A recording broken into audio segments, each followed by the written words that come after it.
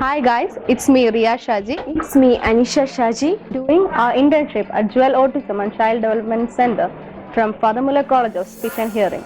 Today, we are here to explain how to set up a clinic for differently abled children. Anisha, what do you know about clinical setup? I never thought about this topic, but it's quite interesting. Let's check out the interior setup of a clinic. It consists of entrance, stairs and ramps, doors and windows, flooring, furniture and equipments.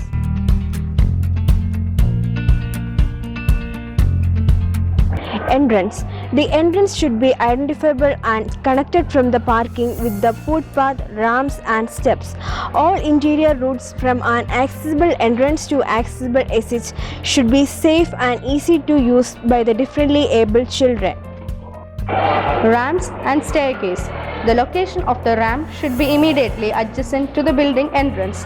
The key standard inclusion for staircase design should be step width, handrails, tactile markings and lighting.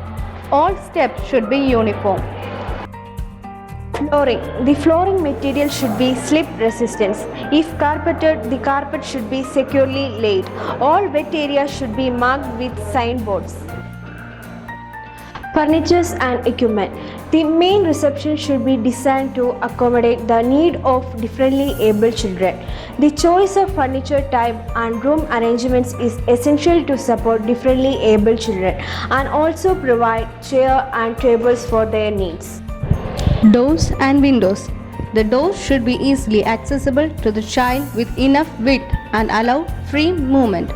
Windows are the opening to the outside of the building besides the door. Windows provide required ventilation and should be easily operable and safe to use. Yeah, there are much more information about clinical setup. Yes, you will get more detailed information on guidelines for setting a clinic for differently abled children. We hope the information was useful. Thank you for watching.